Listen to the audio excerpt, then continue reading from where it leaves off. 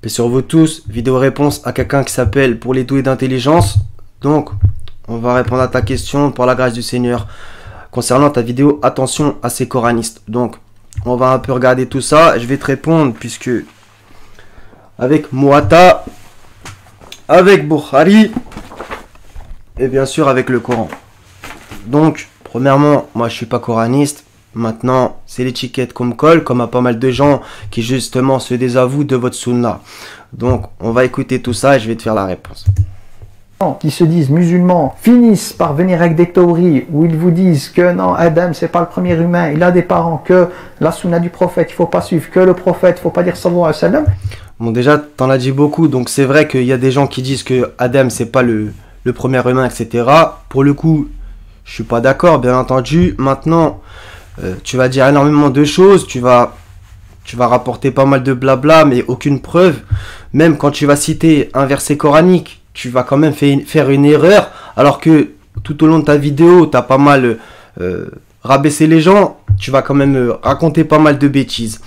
Donc, pour ce qui est de sallallahu alayhi wa sallam, etc., en vérité, c'est pas spécialement le fait de dire paix sur Mohammed, bien sûr. Par exemple, dans la sourate 37, verset 109, le Seigneur, il dit paix sur Abraham. Donc, totalement, c'est sûr que, et même, wa salamun ala al-mursalin. Donc, ok. Paix sur les envoyés, il n'y a aucun problème à ça. C'est que par exemple, dans Bukhari, je vais vous montrer ça en grand. Donc là, regarde ce qu'il a écrit.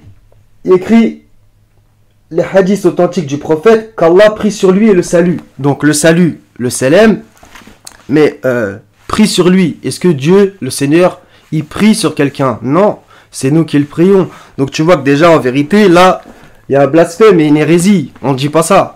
Tu dis pas le Seigneur il prie sur nous. Tu vas me sortir les versets de la sourate 33, mais j'estime encore une fois qu'ils sont mal traduits. Même si justement tu vas t'en prendre aux gens qui ont des difficultés avec l'arabe, alors que toi-même tu vas faire une erreur énorme, grossière, mais pas anodine à propos de Rasoul ou Nabi. Justement, on va y revenir après. En fait, pour moi, c'est comme ce Samiri. C'est des gens qui sont laissés, on va dire, en liberté par Allah tabaraka wa ta'ala, afin de faire ressortir la réalité des cœurs des gens. Bon, déjà, on reconnaît un arbre à ses fruits, donc justement, toi, honnêtement, tu vas pas produire des très bons fruits dans cette vidéo. Donc, quel rapport avec le Samiri?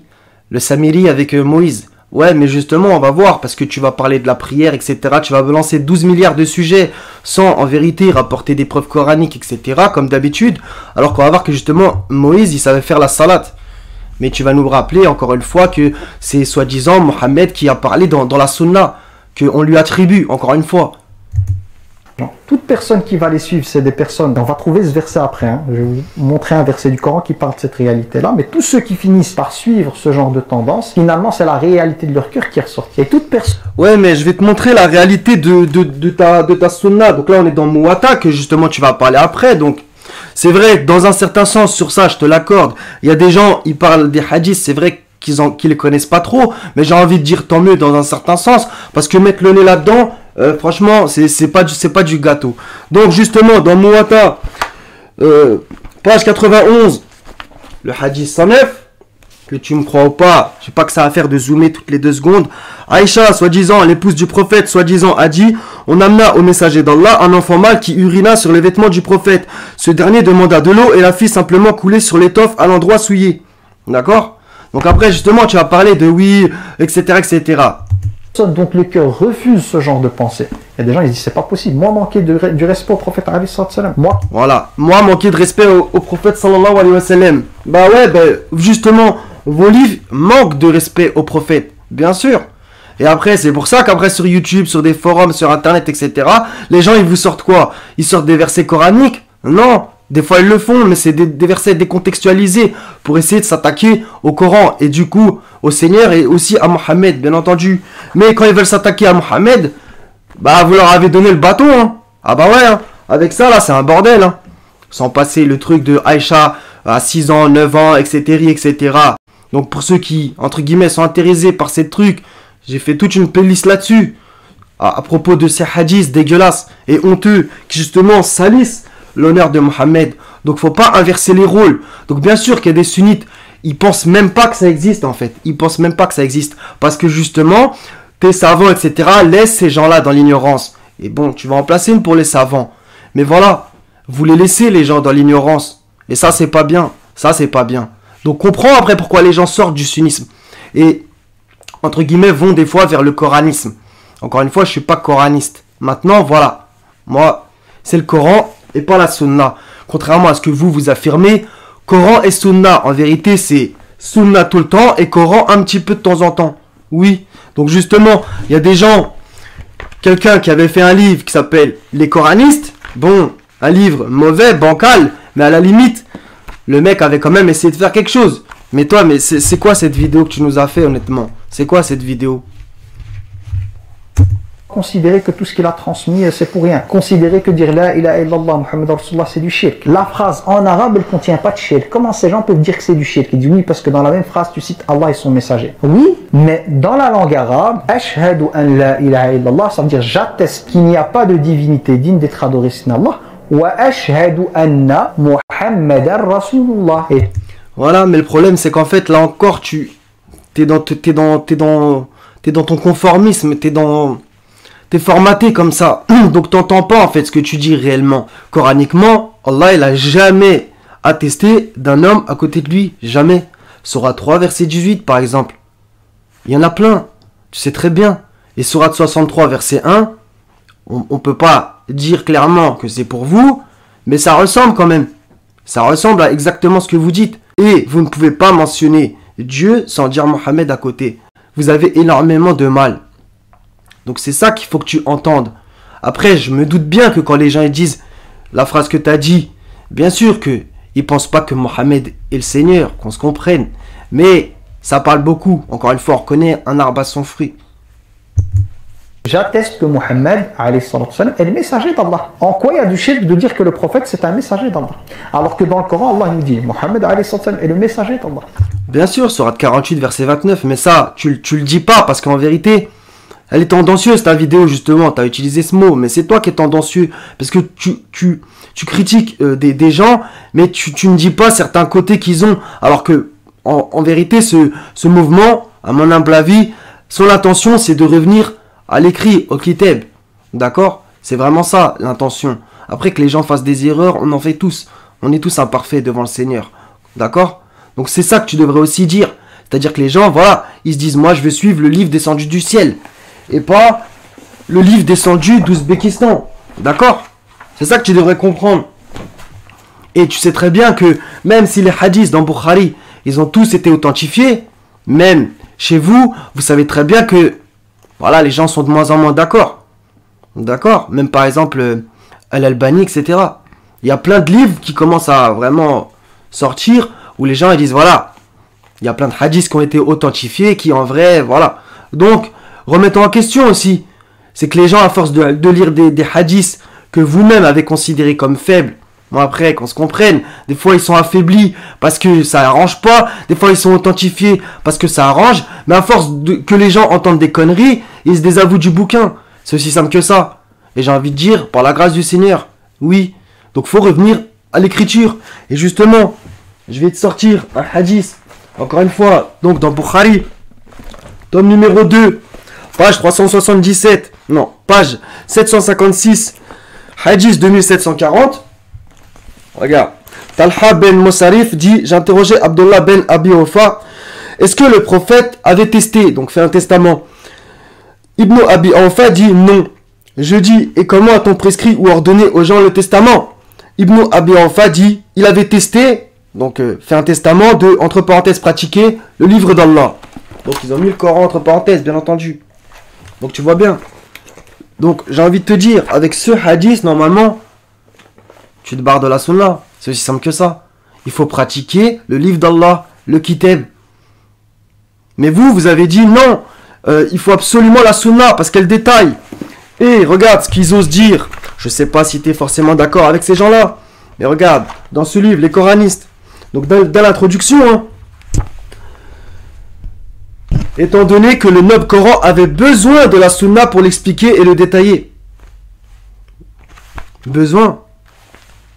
Donc Dieu, il a besoin des hommes pour expliquer ce qu'il veut dire. Non. Après qu'on interprète et tout, on peut discuter de tout ça. Oui, on a tous notre cerveau, etc. Mais Seigneur, d'accord? c'est le plus intelligent, c'est le meilleur. Il n'y a personne pour expliquer. Je suis désolé. C'est lui qui fait le tafsir. C'est lui qui donne l'interprétation parfaite des choses. Et si tu as la juste interprétation, c'est par sa grâce. Si tu en as une mauvaise, prends-toi-en qu'à toi-même. Voilà. Donc justement, après, on va encore regarder d'autres choses à propos de ces livres, puisque tu vas en reparler.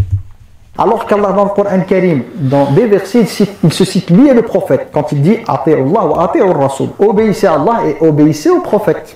Non, là je suis désolé. Et en plus tu vas en parler juste après.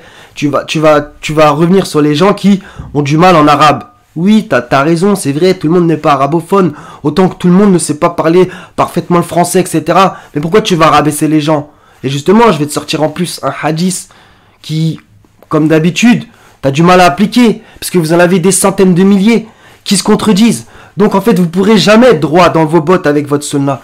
Jamais, je te le dis d'avance. Des fois ça dit A, des fois ça dit B, des fois ça dit ouais, mais il y a peut-être moyen que ça dise C. Tu pourras pas être droit dans tes bottes. Donc déjà, là tu te trompes, alors que tu es arabophone. C'est obéissez à Allah, obéissez au messager. Jamais il y a écrit au prophète. C'est quand même grave comme erreur. C'est quand même grave. Tu le dis en arabe, ensuite en français tu te trompes. C'est ouf. Des fois je me dis en fait ces illuminés. Illuminés c'est pas dans le... On n'est pas les illuminés de Bavière. Et c'est Allah qui donne la lumière, ne t'en déplaise. S'ils ont vraiment une lumière, une révélation, mais c'est des gens qui d'un coup ont une espèce de... Ils ont l'impression qu'ils ont une révélation qui vient de je sais pas où. Déjà personne n'a jamais dit ça. Ça encore, ça, c'est limite de la calomnie ça de dire ça. Ils se sentent investis d'une mission de rétablir eux la vérité. Oui, et alors? Si les gens se sentent investis de rétablir la vérité, c'est ce que je pense toi aussi, t'as envie de faire. T'as une chaîne avec 83 000 abonnés. Non, 86 000. Et je vais te le dire entre moi et toi. Que si tu faisais pas ce que tu fais, c'est-à-dire suivre le sunnisme, comme la grande majorité des gens qui se disent musulmans, c'est-à-dire plus d'1 milliard, je sais pas combien, mais t'aurais pas 86 000 abonnés, mon ami. Tu serais en train de prêcher dans le désert, et tu saurais ce que ça fait au moins. D'accord? Toi, t'es avec la majorité, et c'est mauvais signe. Sourate 6, verset 116, et il y en a à gogo, la fin de la sourate 12, verset 103, etc. Mais, ne t'en déplaise, combien de fois une troupe peu nombreuse a vaincu une troupe nombreuse. Donc te gargarise pas d'être dans la majorité. Et tu traites les gens d'illuminés. Mais ils disaient quoi les gens sur les messagers? Ils disaient quoi? Pharaon il a dit, votre messager qui vous a été envoyé est certes fou. Ok? Le début de la sourate 68, relis-la et médite-la. Médite-la. Vraiment, avec ton cœur, vu que t'en parles et que tu t'appelles pour les gens doués d'intelligence. Ouais, mais ça, Allah il dit ça à propos des croyants. Mais pour les gens doués d'intelligence, justement, ça, c'est des livres écrits par les humains. Et selon un tel qui a dit qu'un tel, que la voisine a dit que l'autre qui était parti à la laverie. Mais remettons en question. Le livre qui descend du ciel ou celui qui... Il est écrit par les hommes et tu le sais. Tu le sais. Après, tu y portes foi parce que tu es sûrement né là-dedans. Et ça, je veux bien le comprendre. Et je te souhaite, par la grâce du Seigneur, que tu sortes de tout ça. Mais il va falloir qu'aussi que tu les reprennes, ces livres. Et que tu vois tous les trucs graves qu'il y a écrits. Tous les trucs graves. En balayant tout ce qu'il y a derrière, hein, parce que j'en ai tombé sur un peu sur YouTube et j'ai un peu vite fait regarder, mais j'aime pas ça, mon cœur directement se compresse, mais c'est là. Ouais, mais justement, il y a un verset qui dit ça. Quand Allah il veut guider quelqu'un vers l'islam, est-ce que sa poitrine se serre ou non? Tu le connais le verset, à toi de t'en rappeler. Ton cœur, est-ce qu'il se presse parce que il te dit que tu as été dans l'erreur, ou est-ce que parce que les gens sont dans l'erreur? Pose-toi cette question aussi. Et en parlant de cœur, ne médite-t-il pas sur le Coran ou y a-t-il des cadenas sur leur cœur? Est-ce qu'il n'y a pas un cadenas sur ton cœur pour que ton cœur il se compresse? Demande-toi. Personne qui vous dit tous les savants, tous ceux qui ont tous les savants hein, de génération en génération, hein, depuis les compagnons continus, tout cela ils n'ont rien compris. Lui, machallah, il a tout compris, il va tout vous expliquer, il va vous dire le verset, il vous dit par exemple la prière et salat, c'est pas la même chose. Il y en a un, je suis tombé sur son truc, la prière et salat, c'est pas la même chose. Bon déjà, moi que je sois d'accord ou pas, c'est pas grave, mais pourquoi tu cites pas les gens? T'as peur que les gens aient vérifié ou quoi? C'est quoi ce délire aussi? C'est ça qui est grave avec le sunnisme. C'est que des fois, les imams les plus connus, que là vous faites des vidéos sur YouTube, les 200 000, 300 000 abonnés, des fois vous balancez des petites piques comme ça sur les gens. Puis justement, entre guillemets, vous collez l'étiquette de coraniste, ou qui le sont réellement, qui proclament qu'ils sont coranistes. Mais vous dites jamais d'aller voir. Ça c'est pas caché. C'est pas cacher les choses. C'est pas normal de faire ça. Vous êtes déjà suivi par la grande majorité. 99,999, je sais pas combien. Vous êtes dans la même délire. Vous êtes sunnite. vous suivez le Coran et la Sunna qu'on attribue à Mohammed. Donc pourquoi, quand il y a un autre son de cloche, faut pas aller les voir, on diabolise, nanana, c'est des illuminés, ils comprennent rien, ils connaissent rien. Donc t'étonnes pas que les gens ils te renvoient la pierre des fois, qui te disent bah ouais, vous aussi vous comprenez rien. Avec des trucs de fou. La prière, il n'y a pas de gestes comme on les fait nous. Ça veut dire que les gestes qu'on fait, le nom. Mais encore une fois, tu dis attention à ces coranistes, donc je sais pas si tu mets tout le monde dans le même plat, mais j'ai envie de te dire, tu veux que les gens ils citent des exemples de certains sunnites qui font, bah ça va pas être mieux, hein, voire pire. Hein. Donc tu peux pas prendre des exemples par-ci par-là et généraliser à tout le monde. Moi je sais très bien que parmi les sunnites, il y en a qui pensent sûrement pas comme toi et qui savent très bien qu'au fond, il y a pas mal de hadiths, même eux ils les dégagent, d'accord? Et ils reviennent au Coran, ils préfèrent lire la parole du Seigneur. Donc arrête un petit peu ces trucs-là. Parce que sinon là tu vas faire comme les médias mainstream, à pointer du doigt 2-3 personnes par-ci par-là. Et cite leur nom au passage. Cite leur nom. Comme ça les gens pourront se faire leur propre idée. Il n'y a pas tout ça. En fait, le gars de sa tête, il parle même pas déjà, même la prononciation des versets correctement, il les prononce pas correctement. Mais là, regarde, encore une fois, là ce que tu as fait il y a 1 minute, ça se retourne contre toi. Là tu vas rabaisser avec oui, les gens savent pas bien parler. Mais tu veux que je te le dise honnêtement? Il y a plein de gens qui habitent en France, ils savent pas forcément parler très bien le français, voire même mal, voire même pas du tout. Est-ce que c'est normal si les gens se foutent de leur gueule? Non. Mais pourquoi tu te fous de la gueule des gens? Les gens ils veulent lire le Coran, ils ont du mal à réciter. Pourquoi tu te moques d'eux? Même si le mec il veut se faire son interprétation. J'aime pas ça. Et tiens, je vais te lire un hadith.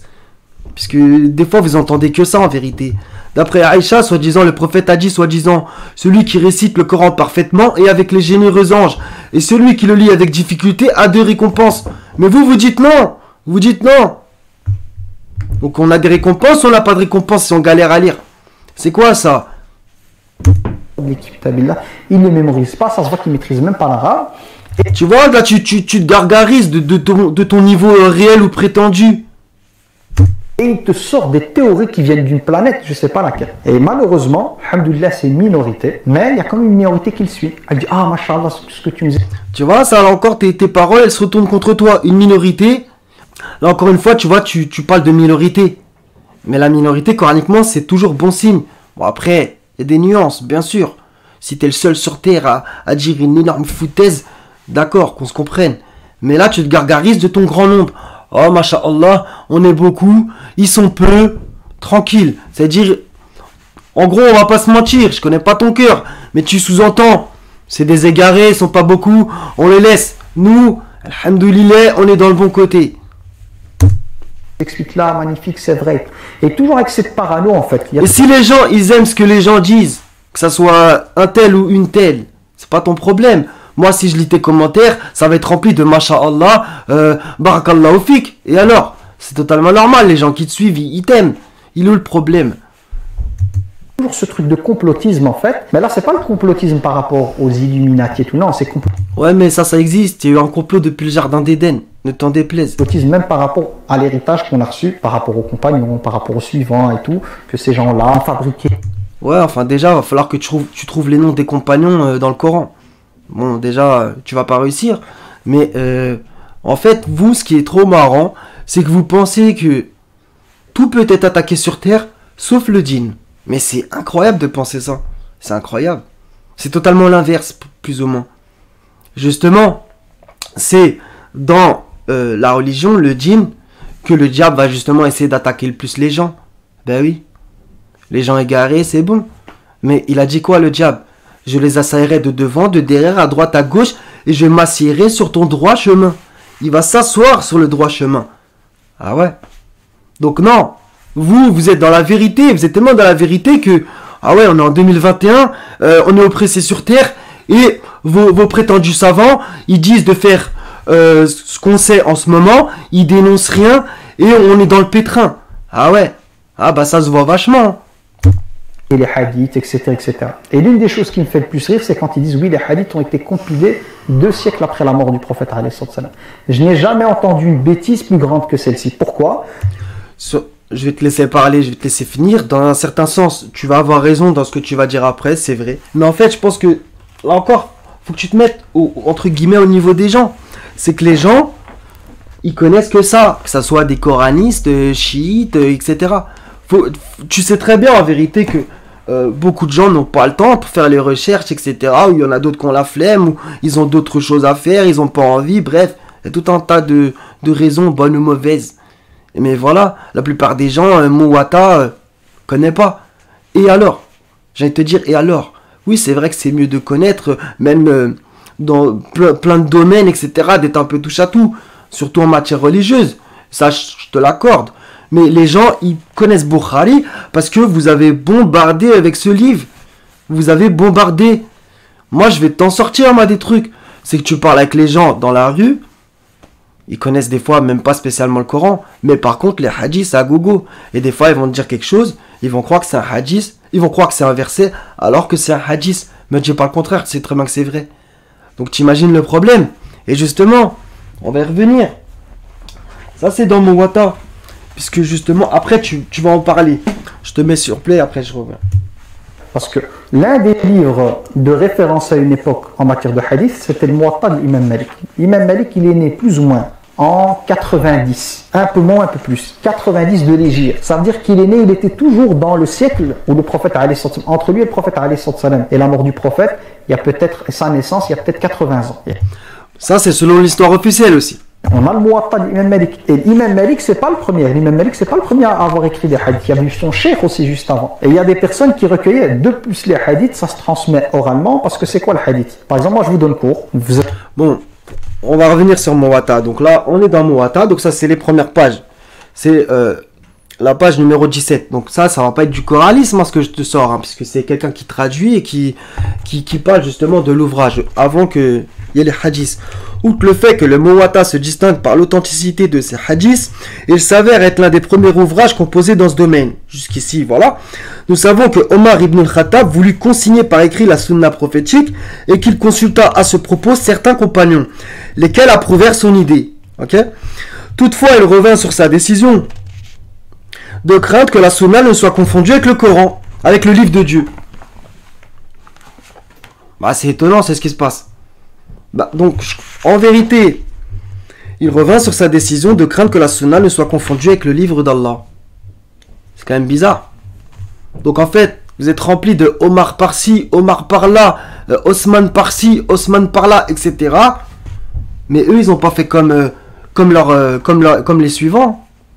Ils ont décidé de ne pas le faire. Selon vos propres livres. C'est pas du coranisme que là je te sors. C'est vos propres livres. Bah, c'est quand même bizarre. Et on pourrait même revenir sur le fait, est-ce que le prophète a autorisé ou interdit les hadiths? Là encore une fois, c'est les deux versions. Il a interdit et de l'autre côté, il a autorisé. Donc en fait, c'est toujours pareil. On ne sait jamais sur quel pied danser avec vous. Jamais. Vous êtes en train de suivre mon cours, vous prenez des notes, etc. etc. Qu'est-ce que vous allez faire? Regarde même. Les compagnons n'écrivaient pas les hadiths, mais les transmettaient plutôt de mémoire, à l'exception de ce que rapporte Al-Bukhari d'après Abu Huraira dans le Kitab al-Ilm. En effet, celui-ci relate: aucun compagnon du prophète n'a apporté autant de hadiths que moi, si ce n'est Abdallah ibn Amr. Il écrivait et moi pas. Après, vous allez transmettre ça à vos enfants, ou peut-être à des amis, etc., etc. Les hadiths, c'est comme ça que ça fonctionne. Les compagnons ont transmis ce qu'ils ont vécu, donc les voyages qu'ils ont fait avec le prophète, ce qu'ils ont vu avec lui, la prière qu'ils ont faite avec lui, le jeûne, ils l'ont transmis à leurs enfants et leurs élèves. Comme moi, je vous transmettrai des choses que j'ai fait avec mes profs, avec mon chef, etc., etc. D'accord, ça c'est votre façon de faire, d'accord. Bon, on va continuer avec Muwatta. Page 70, hadith 71. D'après Saïd ibn al-Musayyab, Omar ibn al-Khattab, Ousmane ibn Affan et Aïcha, l'épouse du prophète, soi-disant, a affirmé: si le gland de l'homme entre en contact avec les parties intimes de la femme, les grandes ablutions deviennent obligatoires. Et ça, là-dedans, il y en a à gogo. Donc en vérité, heureusement, j'ai envie de te dire pour vous que les gens connaissent pas vos sources et qu'ils les ont pas à la baraque. Ah, je veux le dire. Hein. Sinon, le sunnisme, il fait comme ça direct. Hein. Mais direct. Vous vivez sur l'ignorance des gens. Et après, tu vas en parler de l'ignorance. Vous vivez sur l'ignorance des gens. Si les gens, justement, ils savaient, mais je vous jure, ils vous feraient la guerre directe. Ce que vous dites sur Mohammed, subhanallah. L'information est captée. Ce que vous dites, ce que vos savants que vous aimez, on va dire. Parce que je ne vais pas non plus attribuer à... par les élèves, elle est mémorisée par les élèves. Ces élèves vont le transmettre à leurs élèves en disant, d'après mon cheikh, ils vont citer un compagnon, le prof, alors qu'un jour il était avec le prophète alayhi. Bon, et tu connais sûrement l'expérience qui dit que en gros, tu dis quelque chose à quelqu'un, qui le dit à quelqu'un, et tu sais très bien, les gens vont rajouter un mot, modifier un mot, rajouter 2 mots. Au bout de 5 personnes, la phrase est déjà KO. Il a lu ça. Ce prof, qui est l'élève du compagnon, va transmettre ça au suivant. Et lui va dire, d'après mon cheikh, qu'il l'a entendu de son cheikh, qu'il l'a entendu de tel compagnon, un jour il était avec le prophète, etc. etc. Ça fait mal à la tête. La science du hadith, les hadiths ont accompagné la vie du prophète. Pourquoi? Parce que le prophète, quand il transmettait quelque chose, les compagnons, lorsqu'ils rentraient à la maison, ou lorsqu'ils étaient amenés à rencontrer des personnes, même du vivant du prophète, ils transmettaient ce qu'ils avaient appris. Bon, on va aller dans le Coran parce que bon, tout à l'heure tu as parlé de l'obéissance. Donc par exemple l'obéissance sur 71 verset 3, ça c'est Noé qui dit ça. Adorez Allah, craignez-le et obéissez-moi. Parce qu'en vérité, par le fait que tu cites ces passages, c'était pas anodin, c'était par rapport à l'obéissance, qui l'obéissance selon vous conduit à ce qu'on doit obéir à la sunna prétendue de Mohammed. Donc c'est toujours le même circuit, hein, toujours. Donc dans ce genre de bouquin, etc., comme d'autres que j'ai plein et que j'ai réfuté humblement. Dans la sourate 26 aussi, craignez Allah donc et obéissez-moi, c'est ce que Noé disait, ce que Houd disait, ce que Salih disait, etc., Lot, etc. Dans la sourate 26, il y en a à gogo. Donc les messagers, on leur doit l'obéissance. Oui, maintenant Allah il dit quoi? C'est à lui, donc à Allah, que l'obéissance perpétuelle est due. Perpétuelle. Maintenant je te pose la question. Est-ce que tu obéis à Lot? Est-ce que tu obéis à Shuaib? Est-ce que tu obéis à Salih, à Nuh, etc. Tu vas me dire non. Mais par contre, quand c'est Mohammed, là, il y a un bug dans le cerveau. Donc à propos de la salat, vite fait, parce qu'en vérité, c'est toujours le même circuit. C'est oui, comment on pourrait prier si on n'a pas la sunna? Mais déjà, le Seigneur, il nous dit, accomplissez la salat. Donc en gros, je résume. Allah, il nous demande de faire la salat, mais il ne nous dirait pas comment faire. Donc là, il y a un bug déjà. C'est pas normal. C'est que vous n'avez pas trouvé. Ou c'est qu'on vous a orienté vers une sunna qui, soi-disant, vous dirait comment la faire. Ah, ça c'est différent. Avec un tas de rajouts. Salat Ibrahimia, tu la trouves où dans le Coran? Nulle part. Tashahoud, nulle part. Faire 3 fois, etc. Nulle part. Sourate 5, verset 6. Sourate 4, verset 43. Ok? Maintenant, je vais te prouver coraniquement que les prédécesseurs savaient la faire. Sourate 10, verset 87, et nous révélâmes à Moussa et à son frère, prenez pour votre peuple des maisons en Égypte. Faites de vos maisons, il y a écrit un lieu de prière, c'est pas bon, une qibla, et soyez assidus dans la prière, dans la salat, et faites la bonne annonce aux croyants. Donc si le Seigneur dit soyez assidus dans la salat, c'est qu'il savait la faire. D'accord? Et ouais. Sourate 14, verset 40, ô mon Seigneur, fais que j'accomplisse assidûment la salat, ainsi qu'une partie de ma descendance. Exauce ma doa, ô notre Seigneur. Ça, c'est Abraham qui dit ça. Donc Abraham savait la faire aussi. S'il demande de l'accomplir assidûment. Aussi simple que ça. Donc si vous savez la faire que selon la sunna qu'on vous a bourré le crâne avec, vous la faites pas comme c'est écrit dans le Coran. Et j'ai envie de te dire, il y a quelques versets qui t'indiquent comment la faire pile poil. J'invite les gens, s'ils veulent, à regarder ma playlist salat. Humblement, encore une fois. Je vais même te prouver que dans la Torah, Moïse connaissait déjà. Exode 34.8, aussitôt Moïse s'inclina à terre et se prosterna. Ah ouais, inclinaison, prosternation. Il dit, Seigneur, si j'ai trouvé grâce à tes yeux, que le Seigneur marche au milieu de nous, etc. etc. Ok? Donc il savait la faire. Et même dans l'évangile, quand Jésus il a Gethsémani, pour ceux qui connaissent, bah Jésus, il tomba sur sa face, prosterné, et c'est là qu'il commence à prier le Seigneur. Voilà. Comme moi je suis vivant avec vous, ça ne vous empêche pas de transmettre des choses alors que je suis vivant, à votre famille, etc. etc. ou d'autres que vous voyez sur Internet.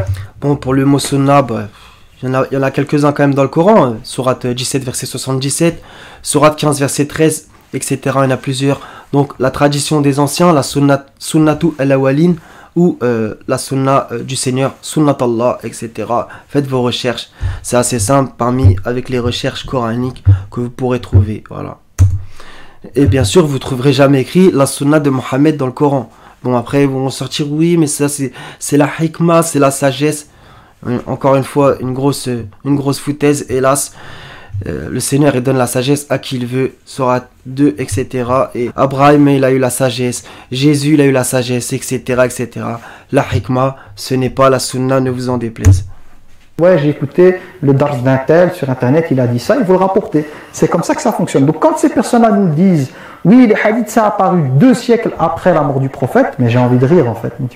Non, bon, en fait, dans ta vidéo, tu prends des arguments bancals qui sont pas totalement faux, mais tu vas pas dans la profondeur du sujet, tu vas pas dans la profondeur des revendications, c'est-à-dire que la sunna a pris une énorme place et que les gens se sont éloignés du livre.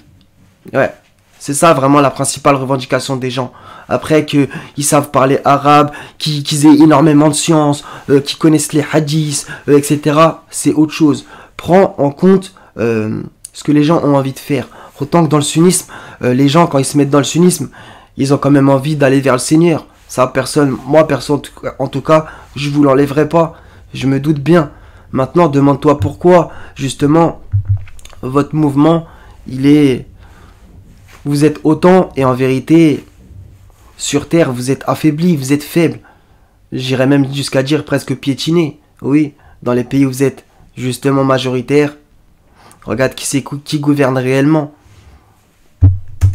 Quoi tu parles, frère? Ça se voit que tu es un ignorant. En arabe, on appelle ça al-jahl al-murakkab. C'est une ignorance superposée. C'est la personne, elle est ignorante, et elle est ignorante de son ignorance. Tu vois, ça c'est toujours la même tactique, le rabaissement. Ça c'est justement ce que font vos, entre guillemets, savants. C'est pour ça qu'on l'appelle jahl al-murakkab. Parce qu'il y a l'ignorance de dire, moi je sais pas, ça c'est l'ignorance simple, mais il y a l'ignorance pire. En vérité, Allah sait ce que vous ne savez pas. Qui est celui d'ignorer que tu es ignorant. Apprendrez-vous votre religion à Allah? Et ça vient avec des théories, etc., etc. Et finalement, toute personne qui les écoute, qu'est-ce qui se passe? Elle sent que son cœur, à l'intérieur, c'est l'obscurité. Cette lumière qui rayonnait à l'intérieur et qui nous amenait à cheminer, elle est remplacée par le doute, les ténèbres et tout. Donc en vérité, ça c'est la lumière, ça. Ça, c'est la lumière. C'est vraiment une blague. Plus le goût spirituel. C'est la raison pour... Le Seigneur elle a fait descendre dans la Torah, l'évangile, une lumière et une guidée, ainsi que dans le Coran. Retrouve-moi, Bukhari, dans le Coran. Essaye. Tu vas nager, tu trouveras jamais. Donc, qu'est-ce qu'est la lumière? C'est le Coran ou la Sunna? Vas-y, prouve coraniquement. Quand t'as dit obéissez à Allah, obéissez au messager, tu l'as coupé, et en plus tu t'es trompé, t'as dit prophète au lieu de messager. Mais t'as argumenté qu'avec toi-même. T'as pas argumenté avec le Coran. Normalement, on argumente avec la parole. Pour laquelle on est dans le cœur. Le cœur, Allah l'a doté quand il est saint, il est pur. Il l'a doté de la capacité de ressentir les choses. Et puis même, de toute façon, ça me fatigue. Et puis, même dans le Coran, le mot hadith, il est pas mauvais, hein, qu'on se comprenne. Hein, d'accord? Mais bon, vous, hadith, c'est sur 31, versets 6 et 7. Ok? Mais bon. Même le Seigneur, il dit à Mohammed, il se peut que tu te consumes de chagrin parce qu'il ne croit pas en ce discours, en ce hadith. Tu le sais, ok? Quand tu es dans quelque chose, une croyance, une pratique, par rapport à laquelle, quand ton cœur il est sain, tu sens qu'il y a une évolution. Quand ton cœur il est sain, Abraham il a dit quoi? Abraham il a dit, ne me couvre pas d'ignominie le jour où l'on sera ressuscité, le jour où ni les biens ni les enfants ne seront d'aucune utilité, sauf celui qui vient à Allah avec un cœur sain. C'est pas humble ce que tu fais. Ne vantez pas vous-même votre pureté. Comment ça, t'as le cœur sain? Et regarde même ta vidéo. Regarde-la bien. Elle est rabaissante. Horrible. Bancale. Apportez vos preuves donc si vous êtes véridique. Rien. Nada. Que des conjectures en plus. T'as cité des choses que des gens auraient dit. Moi, je t'ai ramené tes propres sources. Et franchement, je te le dis direct. Hein, je suis super gentil. Hein, parce que franchement... Vos livres, c'est un calvaire, la vérité. Donc moi, j'incite tout le monde à revenir au Coran. Vous allez voir la différence directe. Hein. Ok? Spirituel. Tu sens que à la fin d'un cours, ton cœur, il a travaillé, s'est rapproché. C'est que réellement, c'est un cœur vivant qui absorbe cette lumière. Parce que quand le cœur, il est vivant, il est sain, il est attiré par la lumière, et il chasse les ténèbres. Donc ça... C'est Allah, la lumière des cieux et de la terre. C'est vers lui qu'on retourne. Ok? Et justement... Il nous a, par sa grâce, fait descendre El-Kitab, l'écriture. Et c'est vers ça qu'on doit aller. Même si il y a des signes dans les cieux et la terre. Et de partout. Ok? Mais pourquoi forcément sans cesse aller vers les livres des humains? Ça ne veut pas dire que tout est faux. Qu'on se comprenne. Mais pourquoi t'incites pas les gens à aller vers le Coran? Ce qui est la motivation principale du coranisme. Ouais. Alors que le sunnisme, bah, il y a sunna dedans. Ça veut tout dire. Pourquoi je vous parlais de ça? C'est en lien avec Samiri. L'idée de comprendre qu'Allah Tabarak wa Ta'ala a fait pour toute génération des gens un peu farfelus comme ça, comme Samiri, qui vont venir et qui finalement vont faire ressortir les gens qui vont les suivre. C'est les gens qui ont le cœur qui s'est abreuvé de choses en lien avec la dunya et autres. Vu que tu parles du Samiri, bah du coup tu fais référence à la personne qui était autour de Moïse. Mais Moïse justement, il a reçu l'étape de la loi. Il n'a pas reçu l'étape humaine de Bukhari. Ok? Le Samiri, c'est qui? C'est celui qui détourne les croyants du messager. Mais Mohammed, il a reçu quoi? Il a reçu le Coran. Après, vous allez me dire, oui, mais il a reçu le Coran et son équivalent. Son équivalent. Donc ça, c'est son équivalent. Mais c'est une blague. On va s'arrêter là, hein, parce que franchement, c'est vraiment abusé. Donc voilà les frères et sœurs. Soyez tous bénis. Paix sur les envoyés. Louange au Seigneur des mondes. À la prochaine, Inch'Allah. Salam. Un message à toi, doué d'intelligence. La prochaine fois aussi, quand tu parles des gens, cite-les. Et franchement, regarde bien ta vidéo. Et Inch'Allah, tu regarderas la mienne. Que la volonté du Seigneur soit faite. Et j'espère que tu te remettras en question. Et voilà. Allez, salam.